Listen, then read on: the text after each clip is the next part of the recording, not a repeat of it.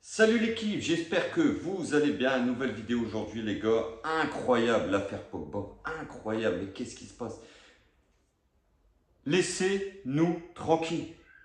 On va revenir sur l'affaire Pogba les gars. Tout d'abord un grand merci à Luis Campos qui a bloqué le transfert de Pogba au Paris Saint-Germain cet été. Franchement, c'est incroyable. Heureusement qu'il a bloqué ce transfert parce que ce qui arrive actuellement, l'affaire Pogba, c'est hallucinant. On va vite fait faire un tour sur le mercato. Ça part dans tous les sens au Paris Saint-Germain. Et on va revenir vite fait sur le match PSG Monaco et faire l'avant-match Toulouse-PSG qui se jouera demain soir à 21 h à Toulouse. Et oui, ça enchaîne en ce moment les gars, on joue tous les 3 jours. La Ligue des Champions va arriver, ça y est, la saison est lancée, c'est palpitant. Enfin, il y a de l'action. Tout de suite les gars, l'info Pogba, l'affaire Pogba, hallucinant. Mais qu'est-ce qui se passe?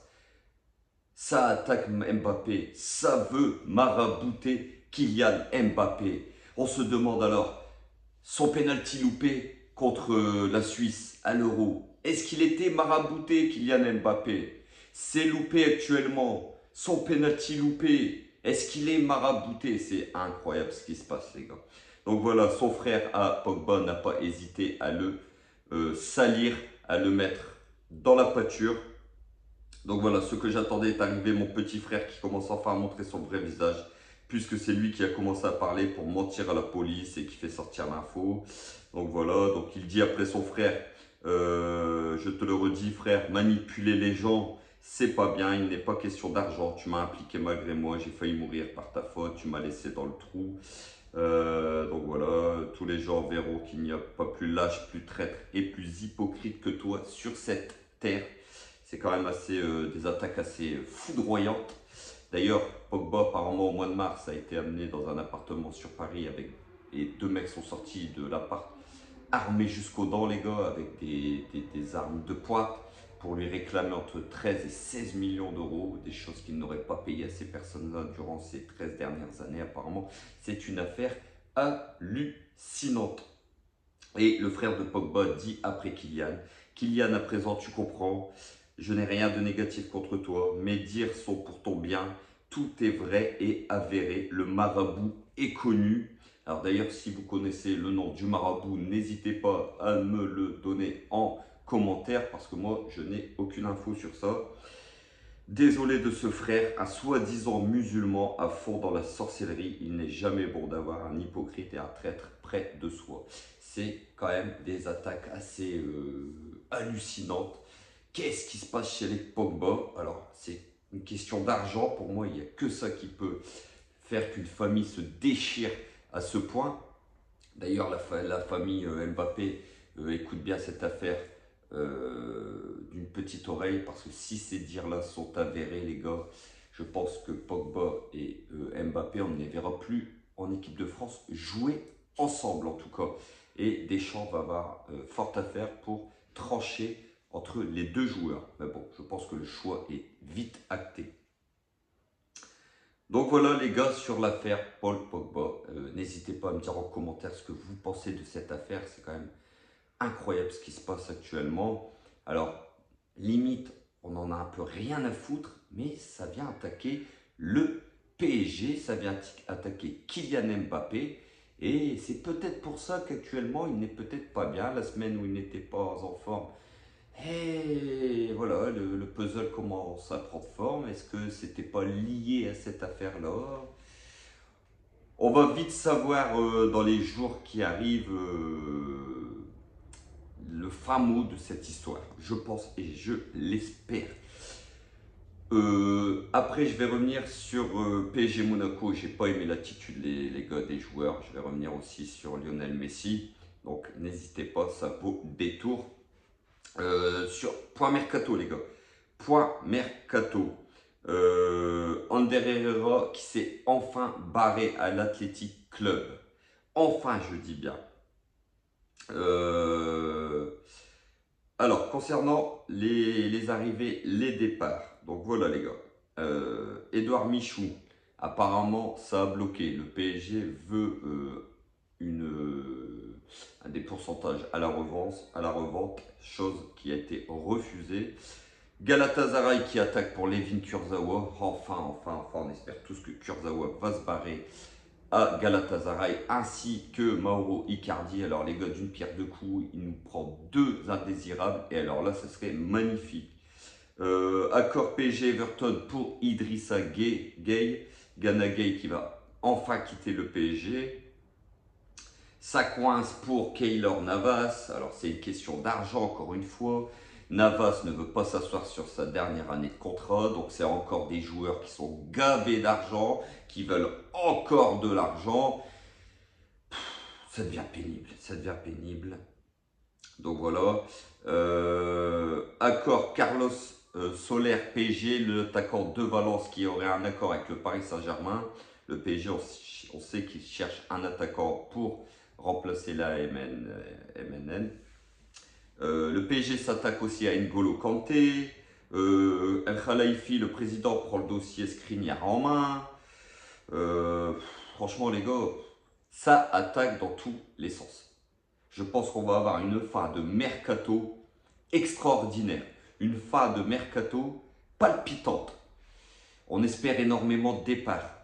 Aujourd'hui, apparemment, Fabian Ruiz, le milieu de terrain de Naples, devrait s'engager. Apparemment, le transfert est bouclé. Rien d'officiel, mais c'est apparemment bouclé. Il devrait s'engager avec le Paris Saint-Germain jusqu'à 2027. Aujourd'hui ou demain, la visite médicale devrait avoir lieu dans peu de temps. Donc voilà les gars, revenir sur PSG Monaco, un but partout, j'ai pas aimé. On a revu en première mi-temps surtout le PSG sous l'ère Pochettino. On a vu un gardien complètement à la rue. Ce mec-là, au pied, me fait flipper. Franchement, ça devient pénible. Ça devient pénible. C'est sorti, il fait des disparitions. On ne sait pas où il est. On a de la chance que les attaquants de Monaco n'étaient pas à droit ce jour-là. Sinon, on se fait correctionner. Mais qu'est-ce qui lui arrive dans sa tête, ce Donnarumma? Franchement, les gars, on peut perdre Navas. Mais moi, je m'inquiète fortement de Donnarumma. Je vous le dis franchement, ce mec-là n'a pas toute sa tête. Une défense à la rue, un Marquinhos aux abonnés absents. Un milieu de terrain complètement largué, surtout Renato Sanchez.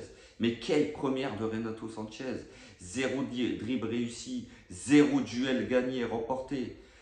Aucun impact sur le milieu de terrain, sur l'équipe du Paris Saint-Germain. Il devait faire le lien entre la défense et l'attaque. Il n'a rien fait, il a juste fait le lien entre rien du tout et rien du tout. C'est très très inquiétant. Hâte du retour de Vitinha, qui lui justement amène ce lien. L'attaque, Mbappé qui joue que pour sa gueule sur ce match-là, il n'a joué que pour sa gueule, très très égoïste.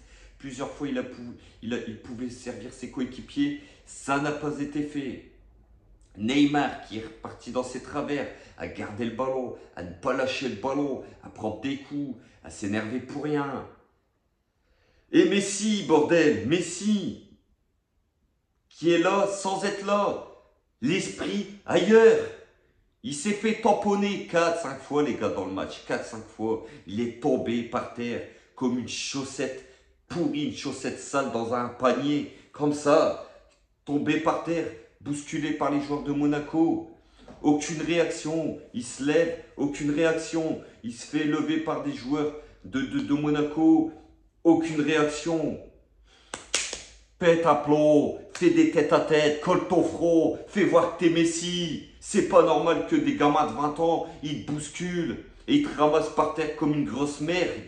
T'es Lionel Messi, 7 ballons d'or. À Barcelone, on pouvait pas te toucher parce que tu réagissais, tu collais le front. Qu'est-ce qu'il y a? Là, rien du tout. On a un Lionel Messi qui a la tête ailleurs.